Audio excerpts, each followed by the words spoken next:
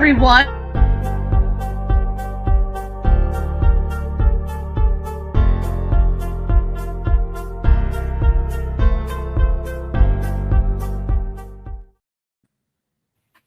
Hello, everyone, and welcome to our 2025 edition of Literary Nights with Unsolicited Press.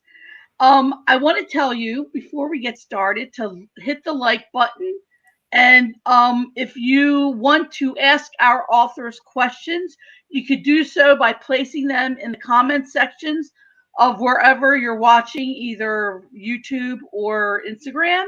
So I want to say thank you for joining us and welcome to Liz Kellebrew and Mari Matthias. We are going to hear them read from some of their works this evening. And of course, as always, following the readings is a Q&A about their works and the writing life. So welcome, Liz and Mari. Thank you. It's great to be here.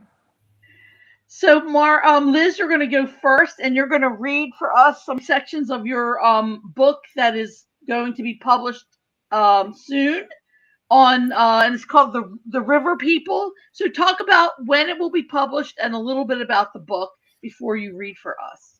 Yeah. So this is it. I just love this cover. The River People is coming out next Tuesday, January 28th. It should be available at any bookstore that you can place an order with.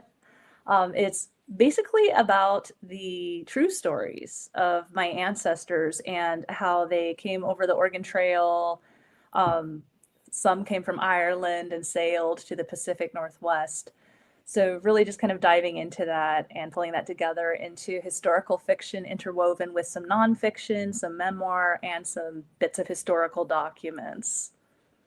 Well, we're looking forward to hearing from your work this evening. Yeah, thank you so much. So I'm going to go ahead and read 3 scenes. They're from the points of views of the 3 main characters, Marilla, John, and Walter. So this first scene is Marilla's family at the Snake River crossing on the Oregon Trail. It was autumn. He was leading the livestock across the river. His horse swarmed beneath him, the chill rainwater dripping down the brim of his hat. With the reins wrapped tight around his fist, he began to cross. Whoa, girl, whoa. He patted his horse's neck as she sidestepped into the river. Spooked by the rapids, she whinnied loud and sharp, kicked up water cold as ice. The river soaked into his clothes and chilled him. He tried to steady her, but she bucked. He fell into the wild river, heard his father calling his name. His horse reared above him as he groped for the reins. One powerful hoof hit his head. The world went silent and gray. Rushing water, fording the currents, wagon and oxen following the rest. Rain and thunder, she's soaked to the bone, but her brother has it the worst, in the water with father, coaxing the animals across. The wagon lurches. Father's outside yelling orders to Henry, but something's wrong. Henry's screaming, then he's gone. Marilla tears open the wagon flaps, receives a mouthful of sky. Father's strangely silent. They've stopped halfway across. The river churns. The wagon lists. They're going to be tipped over and carried away. And mother cries out loud, and father whips the oxen, and they somehow ford the river, but Henry's gone, sucked down into the muddy waters. Snake River has swallowed him whole. They never find his body. Winter is coming, and the family presses on, west and then west. There is nowhere else to go. He wasn't in the habit of looking for bodies as he paddled down the river, but it was the smell that caught him first. The sweet, bitter stink of death, a smell he knew from butchering pigs at the farm, a smell he tried to avoid. Then he saw it, a slack blue body swathed in muddy rags, bumping gently against the old snag hanging over the river bend. The build was slight and short. Some mother's son, no doubt, although by now his facial features were well worn away. Llewellyn put his canoe into shore. He lifted the body out by the shoulders of its cotton shirt. The weave still held, even as the edges of the flesh sloughed away like spilled jelly. The stench was unbearable. He laid the body on the river bank. Sewn inside the boy's coat, he found a name tag inscribed with indelible ink. Henry Washburn. With his knife, he cut off the tag. He turned Henry's pockets inside out. A tiny silver horseshoe shone bright against the dark river soil. He picked it up. The stench was unbearable, but all too familiar. Lord knows how many boys he would have buried if he'd stayed home for the war. As it was, he barely had the will to bury this one. He piled the body high with a cairn of river stones. He went away from there. I want to climb inside a tree, the way the rain does, surging through whiskery roots, swelling up sapwood rings into branches and leaves, exhaling semaphore signals from terrene into the cosmos. When my body fades, I will give myself back to the earth, feeding the pine tree that sang at my birth. I want you to bury me in the rain when I die. Don't wait too long. Carry me out while my body's still warm, steam rising off my skin to meet the everlasting sky. So this next selection follows John Black, an Irish immigrant who in the 1850s sailed around Cape Horn on his way to the Pacific Northwest. They say this is the worst part, going through the strait. Ships and lives are lost here, where Pacific, Atlantic, and Antarctic oceans converge, carving that sharp geography that curls from the tip of South America. The ocean is a slippery beast, a great dark placenta trailing the end of some vicious gorgon's birth. Just when I think I've grown accustomed to the pitch and yaw of the waves, we hit another squall, and I learn all over again how to keep my biscuits down, or not. There's certainly no extra food to be spared for replacing the expelled contents of one's stomach. We're all praying to our Maker. We're already on our knees. Finally, we've made it to the Oregon coast. It's beautiful. Sheer rock cliffs plunge into the sea, the white crest of black waves breaking on golden boulders. Thick forests cover the tops of the cliffs like a giant's hair.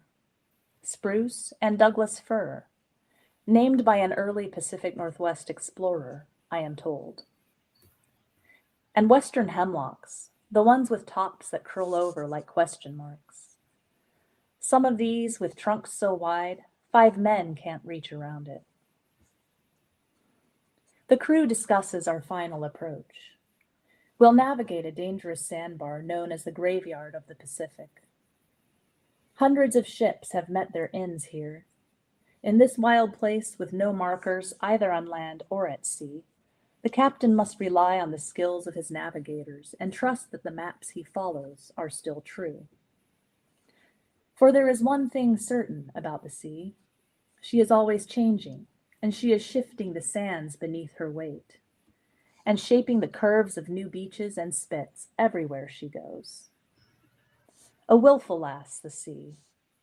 We get along just fine, she and I. Maybe it's the independent streak we have in common. A bit of courage to go beyond what's expected, to dream the impossible dream. Sure, she's subject to the tides, just like I am, pulled this way and that by the demands of the moon. But the whole time, she's rearranging the coastline to her liking. throwing up driftwood here, sea kelp there, cultivating clams and castles. In Ireland, we had ancient fortresses perched on crags, surrounded by sea, where kings and queens and chieftains of old waged war and love. Hard to believe I am descended from such men as these, I of the lanky arms and two big teeth. But then again, maybe I am, although I left my country behind, leaving a bad place in search of a better one. I've come to this wildest of outposts, this Astoria of which Irving writes. This place where a man can be free to worship God in his own way and live at peace with his neighbors. More than enough land at his disposal to make a living and provide for his family. I will make my own fortress of solitude and ingenuity here at the edge of the world, and I will build my castle surrounded by trees and grow fat and serene on the fruits of the land. Okay, so this final scene is from the perspective of Walter. He is a U.S. soldier fighting in the Nez Perce War in eastern Washington in 1877. The sun is a long, slow throw of a silver dollar. Private Walter Washburn hasn't slept all night. His army horse is all muscle and froth, pulling at the reins, headstrong, unlike his father's mild mares. This is the cavalry in newly minted Washington territory on ancient Nez Perce lands. He didn't sign up for this. 50 men on horseback, 50 more on foot.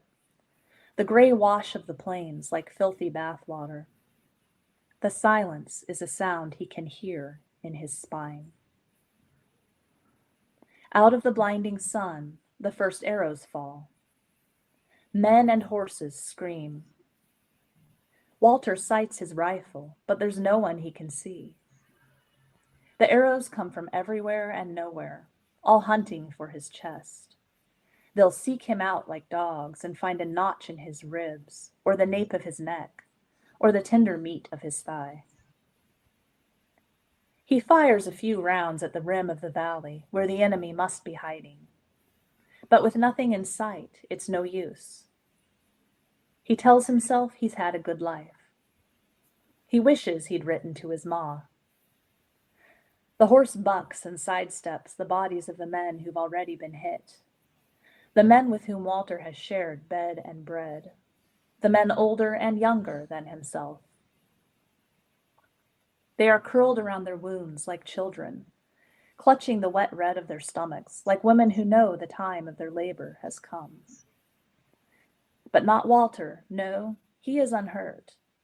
He is on his horse, clinging to life, reloading and firing, the stench of horse musk and spent gunpowder filling his nose, his eyes squinting along the vast blue horizon, burned by the unfamiliar sun. Afterwards, the world rings in his ears, a hand on his shoulder. Men drag the bloated corpse of his horse away. He can walk. He is covered with blood, but not wounded. It is the blood of the horse, after all, that draws the biting flies to him. They gorge like leeches. He picks up his empty rifle. The battlefield is scored with bodies. He sees a few Nez Perce, but more U.S. men, speared by feathered arrows. He thinks of flight, of prairie grouse rising in flocks. He is suddenly hungry, suddenly thirsty. He wants to plunge his face in that puddle of mud and drink it. He wants to go home. He wants to kill everyone who stands in his way. Only he doesn't. He was here before, in his mother's womb. He knows this is not his land, not his people. The sky is so wide here, it hurts. Yeah. Beautiful. Thank Beautiful. you. Okay, and Mari, tell us a little bit about the rune stones and also your new one that's forthcoming. This is my published book. that I'm going to read mostly from this one, The Runestone's Promise, because the other one's forthcoming in over a year, so you can't even pre-order it. The Runestone's Promise it's interesting, Liz, because it's also based on old family stories in my family. That's great. Yeah. But it's further back. It's in Norway in 1799 is where it's set. So, wow. Yeah, and it's mostly about my 6th great grandmother. Her name is Mette, and she just had this very interesting life that I just got a little. My mother's cousin was really into genealogy, and so I got just this little bit of a story that was passed down, and it made me want to write her story. And I tell it from the point of view of her daughter, Gertine, her youngest, partly because I didn't know much about Gertine, so it was a little easier to inhabit her. And then we also get to learn her mother's secrets along with her, because it assumes that she doesn't know her mother's past. Starts out with a marriage. Gertine's sister is engaged and going to be married in a couple of days, and her mother inexplicably calls it off. Here we go. Gertine herself is married. She's been married for about a year. So she has come back to her mother's house because she was supposed to, that's where she was supposed to be the night before the wedding, even though it's not happening now. Gertine didn't remember when she had finally laid down to sleep. Someone was shaking her gently. Gertine was groggy, and she mumbled as she pulled herself towards consciousness. "Hush, sister, come," whispered Karin as she grasped her bags and satchel, wrapped in a cloak over layers of dresses and a traveling shawl. They left the room in silence, Karin leading the way down the stairs and out through the kitchen, both instinctively avoiding all the squeaky spots in the wood floor. Karin gathered Gertine's traveling wraps and her overnight bag still at the kitchen door and handed the pile to Gertine, who took it and stood still in quandary. "Wait, what's happening?" "Shh, come, and I will explain later. Right now I need us to hurry." "But why? Karin, please." Gertine was wide awake now. The silence of the night rang in her ears. "Hush, it's the only way." The sisters stood staring at each other, both willing the other to be reasonable. Gertine saw such hope and certainty in her older sister's eyes, such life. Karin pulled on her boots. Gertine did likewise, and they left their childhood home. The crescent moon looked sly and gave poor light. The snow sparkled with color from the aurora, billowing and flickering in the sky from the north. Long dancing fingers and wide, shimmering curtains quickly flashed from bright to extinguished, then lit again, peekabooing over hills. Gertine was surprised to find Boye waiting outside. The dark, strange light of night made the big man look shadowy and massive. He took Karin's things and led them to the far side of the barn where Ove was with their horses, saddled and waiting. Midler neighed softly as Gertine approached. Never had she felt so glad to see her husband. They exchanged a quick look that spoke of love and danger and fear. There was hardly time to think as the four mounted and rode out in a line, led by Boye. Gertine watched the back of her sister, Karin's delicate frame sitting tall and determined in the saddle as she followed her would-be groom. She felt suddenly grateful that her own marriage to Ove had been blessed by both families, something she had taken for granted. They rode north towards the river and the road. No one spoke. The cold air made Gertine alert with anticipation, but it was laced with concern and confusion. She could hear the far-off footfalls of trolls in procession. She glanced guiltily back towards her mother's home. Gertine could guess the plan, and it tore at her heart. They came to the main road and turned the horses to follow it west, the way station now hidden by distance in a row of snow-laden evergreens. As they moved swiftly past the stone terrace on the pale road's left edge, it began to snow lightly, reflecting glints of color in the air surrounding them, dreamlike. The mist was moving in, doing its selfish best to cloak the sparkling aurora. The Black River was placid, silently widening as they moved along until the far edges were lost. When they arrived at Stille Farm, The rest of the household was long asleep. Karin and Gertine were given Boye's bed. They climbed in, not wanting to wake anyone. Karin hugged Gertine and thanked her and turned over to sleep, huddled under blankets. Karin, Gertine whispered to Karin's back, looking for the promised explanation. Perplexed, she waited in the darkness for a response. None came. Karin's slender shoulders rose and fell slightly in the rhythm of rest. Gertine lay listening to the low murmuring of their men at the fireplace and felt heavy, conspiratorial. When morning came, with its bustle and rush, Gertine had intended to find out what Boye had said to her mother that so offended. She held this need for secrecy, their sneaking away against him in part. She felt timid of him, and thus had found no opportunity to ask before leaving in separate sleighs.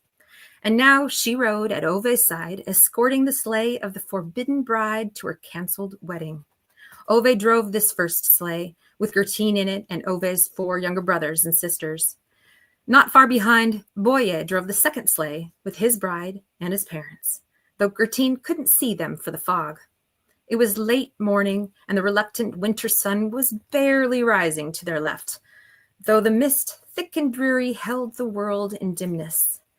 They had left the river road, the trade route that wiggled from the sea to the land's middle, connecting all their homes and the small township, and was on the smaller road traveling south.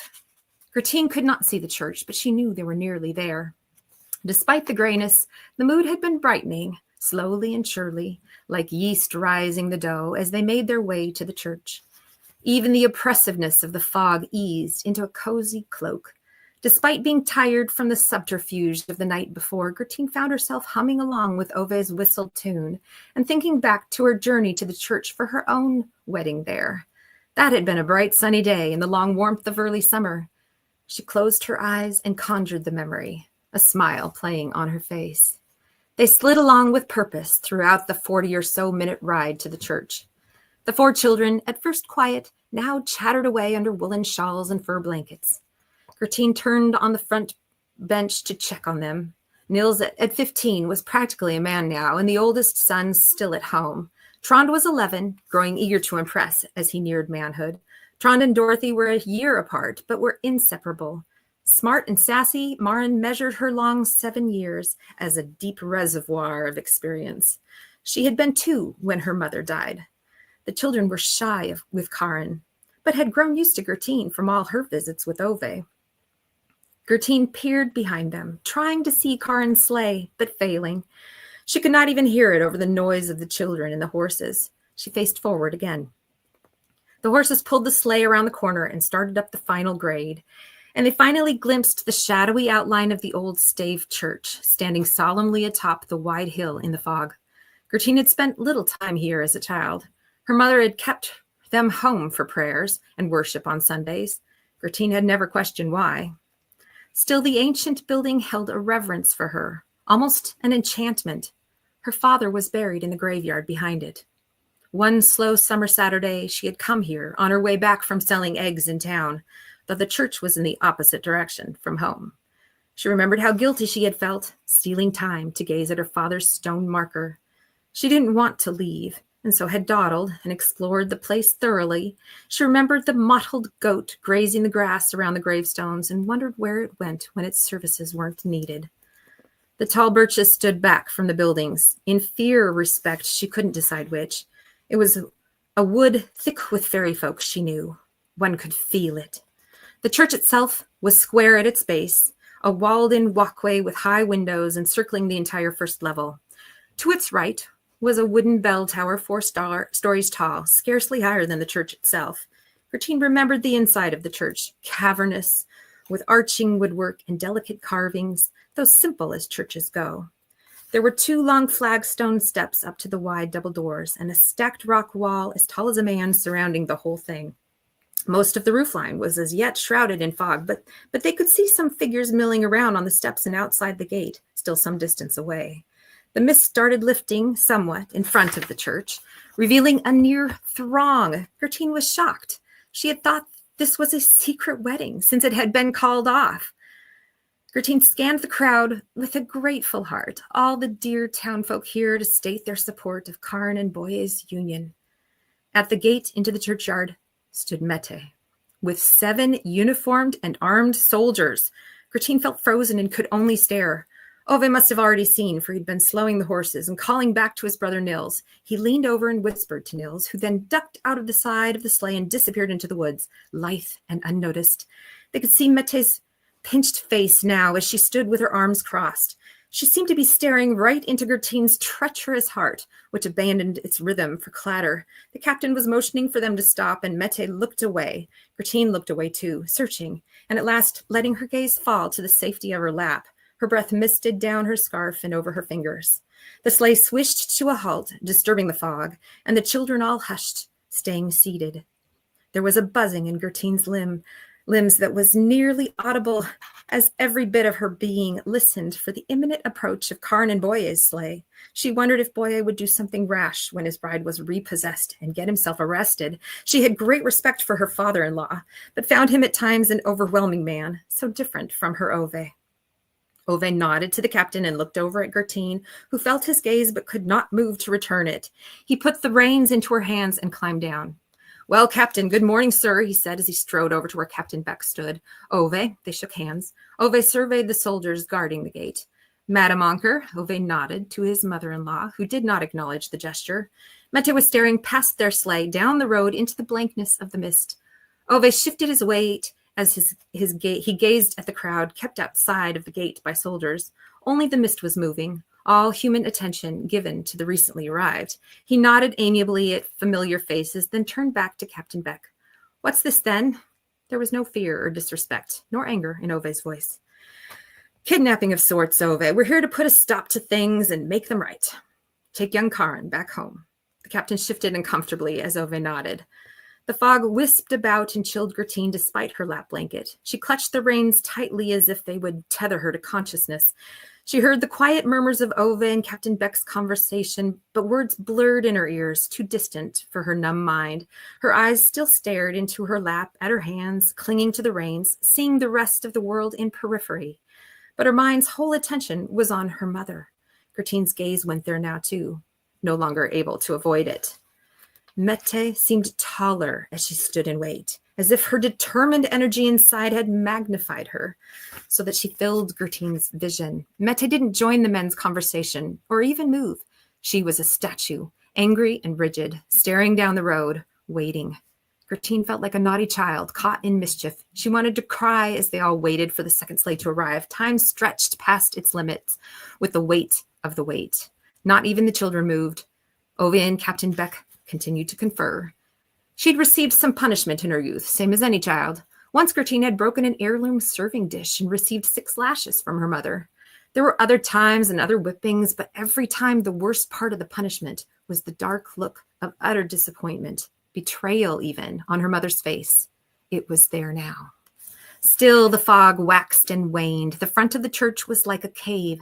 There were snowshoes and skis piled by the church wall, horses saddled and some hitched to sleighs at the far edge. Mist rolled through, changing the number present, adding to the unreality of the day. Her influence over men, like a witch casting spells. She's ensnared the captain now. Yeah, bewitched him all right to make a show of himself like this, same as before. Gertine heard the 2 old ladies' hushed exchange as they hurried past and felt a whole new sense of shock. It must be her mother they were talking about. Same as before? She felt a rising defensiveness for her mother, bridled only by her confusion.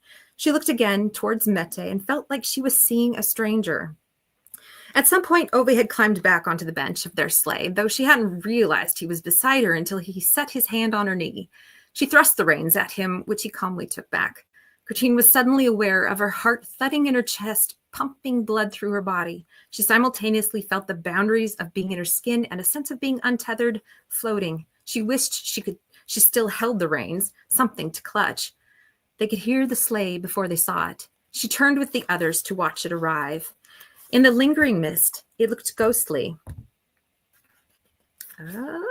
She imagined the thin fog was the rolling breath from trolls hunching over the group, watching their pitiful human drama.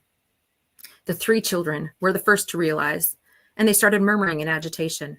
Their father was missing from the other sleigh, Karin as well. Only the grandparents could be seen, the old man on the bench handling the reins, driving the horses as it drew up the road behind them.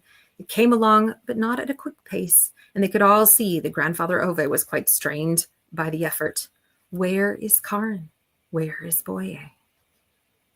Gertine started to get off the bench, but Ove stopped her, pulling her gently and firmly to him. Let off me! What are you doing? She said, shaking free. It's worked out, Gert. Be still and trust me, he said softly. She shot an incredulous look at him. What in the world is happening? Isn't it over? It is certainly ruined. She wanted to shout at Ove, or at her mother, or leastways run away into the woods, away from the oppressive troll fog breath. Though she didn't like to be given orders, she did trust Ove, and his honest eyes steadied her. Gertine let him hold her hand while he shushed and reassured his brothers and sisters behind them. The young captain saluted the old captain. Grandfather Ove had retired many years ago due to his health, but still held the respect due an officer. Captain Beck motioned 2 soldiers to take control of the horses as Grandfather tried to pull them to a stop.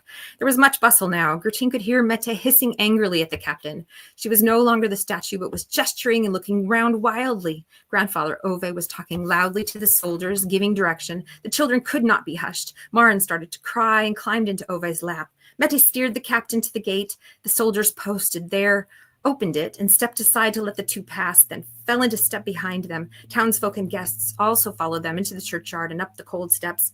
But they could not open the church doors. Mette was shouting now at the captain, frantic to get inside the church. She pounded at the doors, then clawed at them. It seemed she would tear them down, but the church kept its arms folded and didn't give in to her ranting. It stood as detached as before and locked tight, bolted from the inside. Mette swept her arm wide. Captain Beck pointed, and 2 soldiers hustled around the side, heading towards the back of the building.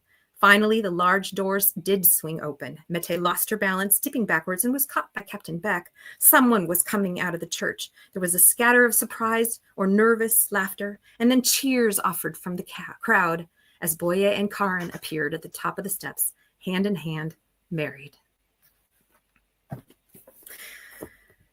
And that's thank you. That was true, actually. That happened. And I just want to very nice. Well, I mean, it's fictionalized. I wasn't there. So tell us what happened. What did the sister run away and marry her fiance anyway? Yeah. They were married. The pastor was standing behind them. They were married. And what I found was interesting when I was researching it was that as soon as they were married, Mette just dropped it. She was like, okay. It's like, what was her problem? That's done. Well, we never knew. And we never really knew. And so that goes, yeah. Okay. We work it out. We work it out later. All right, so there's an Easter egg for people who read the book to find out exactly. Well, what it did was it made Gertine start asking questions. It made her curious. My daughter talks about she remembers it occurring to her that my husband and I, her parents, were actually people with names other than mom and dad, and who had lives that started prior to her existence. We were all own people.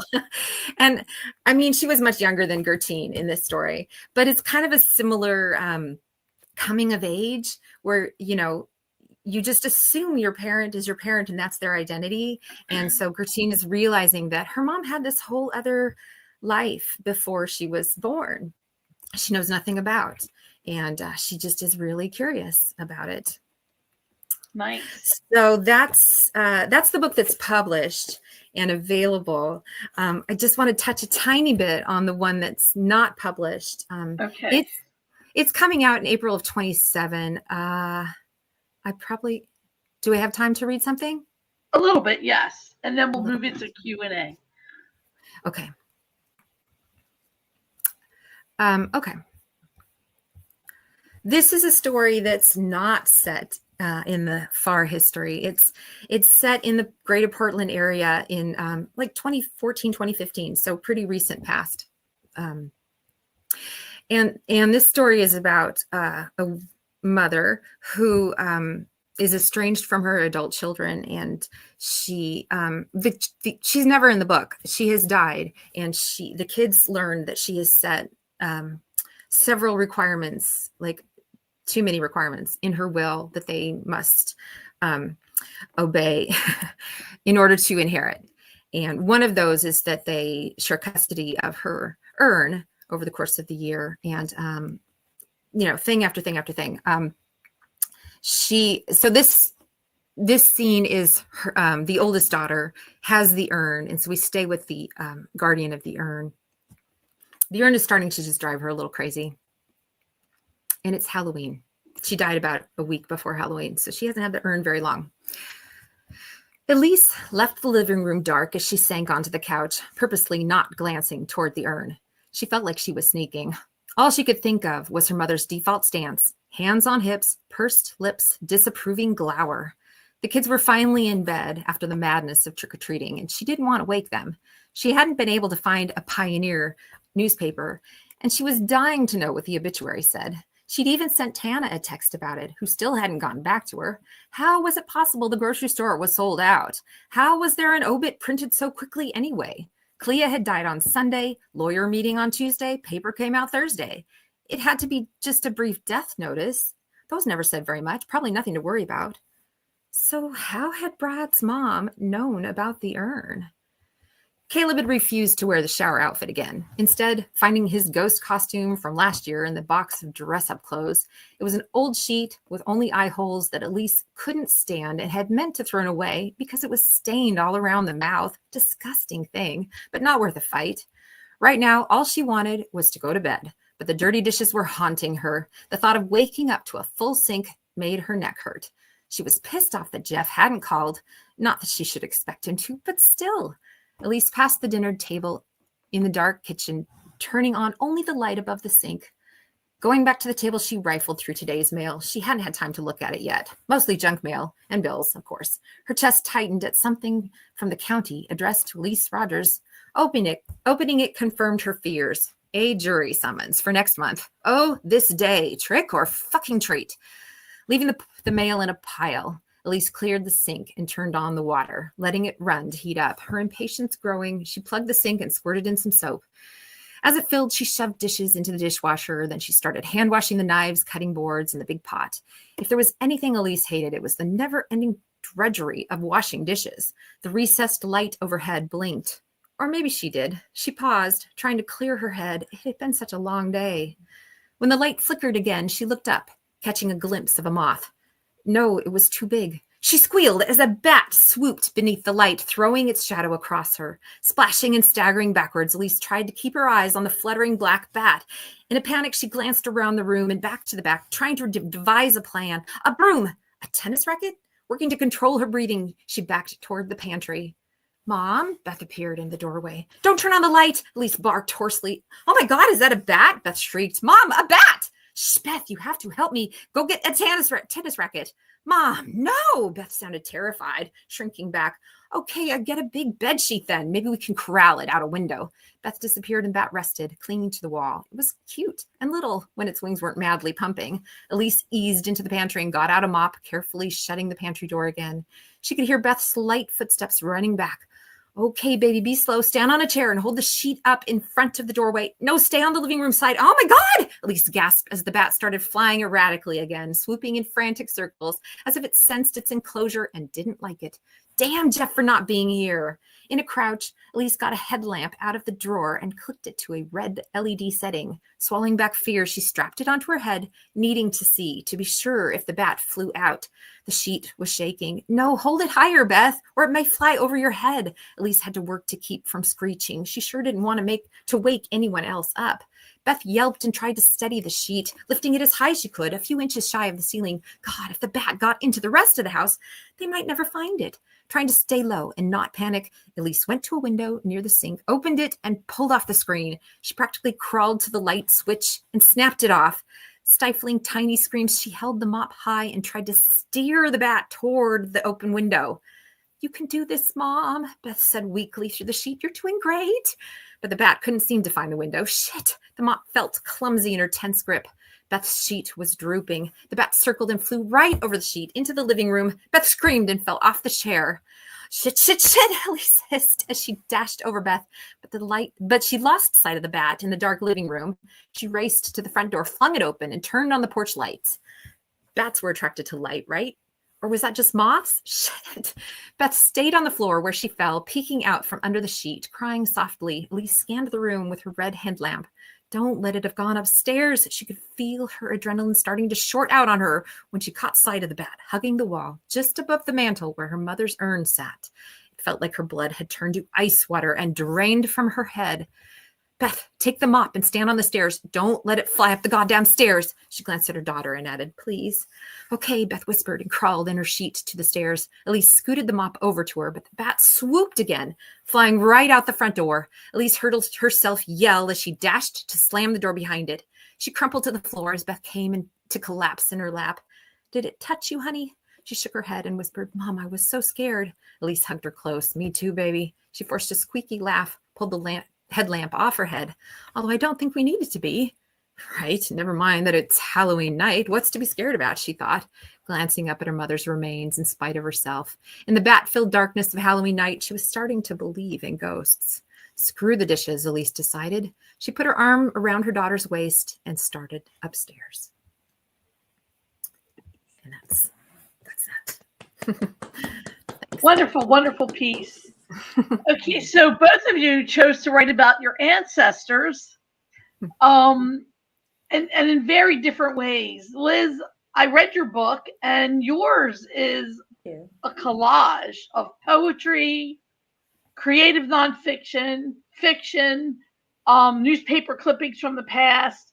What inspired you to take this approach? It's a very unique approach to writing about the past. Yeah, thanks for asking about that. So when I first stumbled across some of the records of my family history, these were collected by my great aunt Grace Collins before she passed away. And I thought these stories are so incredible. And I really wanted to dive in and explore their lives more because, you know, the things in the historical record leave so many gaps. Right? There's so many things we can't know. We can't know exactly what they were feeling or thinking as they went through these events in their lives. But I was also overwhelmed, right? Because I'm like, oh my gosh, like I really want to do justice to this. So I found myself just writing little scenes here and there. I started writing my own reflections on what I was learning about. And around the same time, I was living on Bainbridge Island in Puget Sound at the time. And Barn, which is an artist resource network there, had a class with Eliza Tudor. And she talked about the art of kintsugi in writing. So kintsugi, if you're not familiar, is Japanese I know pottery exactly style. what that is, yeah. Right, where it takes broken pottery and refires it back together with some beautiful gold or silver filling in the cracks. And the idea is to make something even more beautiful from all the different pieces. So that happened around the same time, and I really got inspired. I thought, oh, maybe I can do something with this after all. And yeah, over the years that followed, I was able to piece that together into a book. Yeah, it's really wonderful. And one of the things that struck me was how the girl character, Morara, how do you say her name? Morara? Marilla. Marilla, she grew up really fast. And one of the other things I noticed is that the death scene of the brothers drowning was different each time. So was that my imagination? Did I read that correctly, or was it really different each time? Yeah, so I was playing around with different perspectives around that.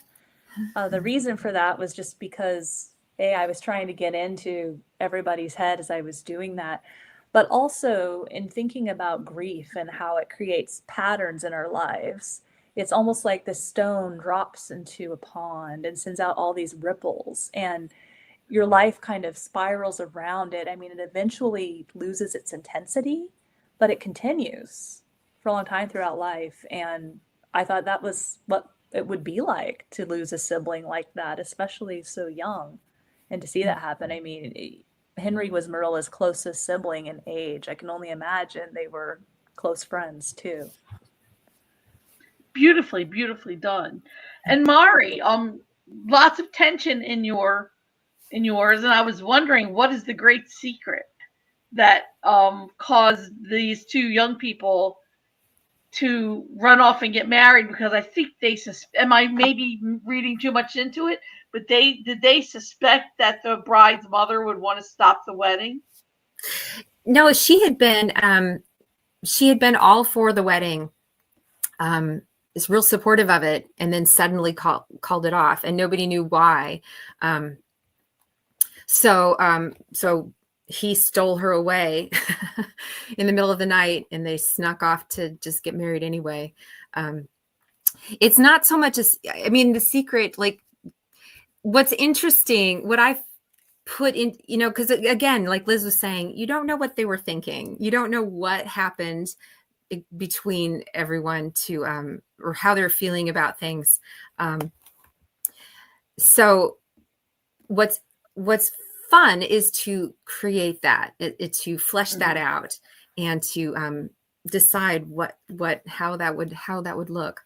The other thing that's funny about my story, which is true, is it's part of it, is that the sisters married a father and son. And, even though that just seems like that would be the weird thing, that wasn't the weird thing. But it is kind of the weird thing to us. And that wasn't the reason. That couldn't have been the reason, because obviously the mother knew that it was a father and son when they were first betrothed, and she had been pleased with the match. So that wasn't the problem. But it puts an interesting addition to the problem of the broken betrothal, because it affects the husband and wife, Gertine and her husband Ove, in different ways. It's Gertine's sister and it's Ove's father. And so they're both invested from different directions. So is it Gertine's younger sister or older sister? Her older sister, but only by a year. Okay. At the beginning of this book, Gertine is 25, Karin is 26. So they're not kids. They're not little. In fact, that's kind of old at this time, at this age, in 1799. That's a little bit older to get married. And the son is how old, and the father is how old? The son is 18 or 19. No, he got married at 18. So he's 19 now. So Gertine, 25, her husband is 18. The father, I don't remember. He's, however old he is. With Ove, his oldest son, the 19-year-old is his oldest son. And then, Karin inherits all these stepkids immediately, which she's just excited about. I decided. Because that's the other thing about, I mean, Gertine is really curious, but I have her sister have a different reaction. Like her sister is not needing to go dig up the past the way that Gertine does. Because I decided that's how they felt about it. Well, that's one thing about being the fiction author, is that you can decide. That's right. So, Liz, is it John Black? Is that his name? The Irish immigrant? Yeah. What an incredible character he is. Just so determined. What a determined person. Can you tell us a little bit about the research that went into creating John Black? Yeah, so a lot of that was based on the groundwork that my great aunt laid down, but there were a lot of gaps in John Black's history. I did some research into Ireland around the time period, and of course, a lot of people know about the potato famine and that driving a lot of Irish immigrants out searching for food and for work. There was a lot of anti-Irish discrimination at the time because of the immigration. So it's very feasible that John Black went to Liverpool, which was in England, because that's where all the ships left for the New World. But it's very likely that he changed his name to Black, because Black is an English name. It's not Irish. So an Irish name would probably be like, O'Malley or O'Donnell or something like that, right? But yeah, it's very likely that he did that because the anti-Irish discrimination was so rampant. I did a lot of research into that. It's has a lot of parallels to the anti-immigrant rhetoric that we have today. But yeah, this anti-Irish discrimination was in the US and the UK. So he changed his name and made a way for himself to just get out. What is he to you? What relationship is he to you? He's my third great grandfather. Oh, okay. Cool. Yeah. And it's very interesting because the Pacific Northwest at that time was, in a way, I feel is more, I live here right now, but I feel like it was almost more diverse then than it is now, just in terms of there were so many different groups of people trading at Fort Vancouver. So many different indigenous nations also trading at Fort Vancouver and all around. And it's just incredible that it was, yes, it's very complicated because it was indigenous land, right? And all these other European settlers were coming to it. That's a whole other story. But it was just so incredible that it was such a haven for a lot of people. There are actually several towns in Western Washington that were founded by former slaves who came to the Pacific Northwest during the same time period too. So just kind of digging into that history and reading about this place in that time period, I learned so much. Wow. So was it fictionalized that the guy who was in the military and who sort of defected ran away with an indigenous woman? So is that fictionalized or is that actually part of the history? Because in this book, you weave fact and fiction so delicately that it's hard to learn what's factual and what's fiction. Right. So I did call out a little piece in the afterword about Walter, who's the guy you're talking about. Yeah. So in the family history, he did indeed join the U.S. Army. He did indeed defect. First time unsuccessfully. It's the second time actually successful. And he did indeed go to British Columbia, which is now British Canada, and marry a Womxn woman. I may be mispronouncing that. But her nickname was Little Frogs. Her English name or anglicized name was Lucy. So that part is true. The only part I really fictionalized was his participation in the Nez Perce War, because the record simply does not say if he actually fought in a war, or, you know, we don't know where or where he served particularly, but we do know that he was involved. And I thought, well, it's the same time period. And it's very interesting because some of the Nez Perce band also fled to Canada during that time. And that is very interesting. So both of you actually, since you picked autobiographical sort of family history type things, you both had to do a great deal of research. So can you sort of talk about the approach to the research, how you figured out like the decisions you made to fill in the gaps, and what, you know, how long it took you to actually research? And whoever wants to start can start. I had this stuff that my mother's cousin had compiled. So I had kind of similar to Liz. We had like a starting place with some family stories. So the research I did place and time, Norway of 1799. And I did research, I did a lot of Google Maps because she takes this journey. So I did some Google Maps research, and because I've been to Norway, but I didn't go while I was writing this book. And then the third kind of research I did was more genealogy research, because I thought, well, there's probably more out there, like just what is out there. And I found actually surprisingly quite a bit of stuff coming from other people's family trees that intersected with mine. And I discovered, other secrets that hadn't even been passed down, which I just thought was fascinating and had to include in the book. So there was definitely a three-pronged approach for me. So when you say genealogy, are you talking about like an ancestry or something like that, or actually going to like churches and or like I what do you was just mean? doing online research. Okay. My mother's cousin did go to Norway and do research at the churches and all those kinds of things. She had pictures of tombstones and the whole, like, what she had compiled this huge book that could fodder many story, many novels that I could write. So for me, I was mostly just doing online research of what people had compiled on their own about their own family trees and stories there. Some of it was in Norwegian. And Liz? It's very similar. A lot of online research for me. I wrote most of this book during the early years of the COVID pandemic. So I relied a lot on, yes, Google Maps. I did a little bit of extra genealogy research, but most of that had been done for me by the family records that we had. But yeah, it was a lot of historical, filling in the gaps for me.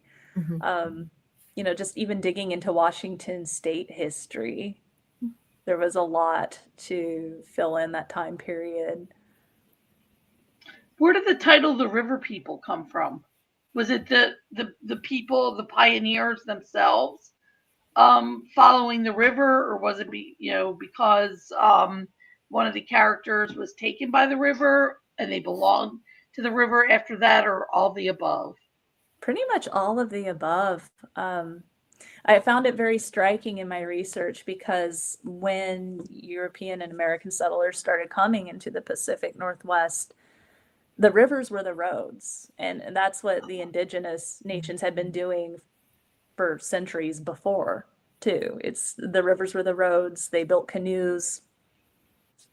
They used the roads to trade. The forests were so thick in Western Washington that, and then of course that alternated with areas of plains too, where you could grow food. And camas root, for example, was a big indigenous food source in the Vancouver, Washington area. It's Vancouver now.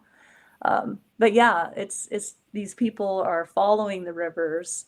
And even on the Oregon Trail, that's what you had to do, right? Because you needed water for your livestock, you needed water for yourself, water for washing and cleaning. So a lot of that follows rivers and crosses several rivers as you're going. And then when they came in, they're following the river everywhere they go. It's a So good it just title. fit naturally. Yeah, I didn't even realize that even as an American citizen that people who pioneered West had to follow rivers. It didn't even occur to me actually. you know. Yeah. Cool. And Mari, in your new book, the one that's forthcoming, I have to ask you, does this story contain a little woo woo? Like, is the bat really poor a symbolism for the mom? Because the previous description of the mother sounds like she was a real bat. Asking I people did to make sure that each sibling encountered a bat. okay. But it's not quite or what do you it's not quite magical realism. But I made sure that each of the siblings reacted in a somewhat different way to these requirements, and it was kind of just setting up a scene and seeing what the characters did with it. So it was really fun to write.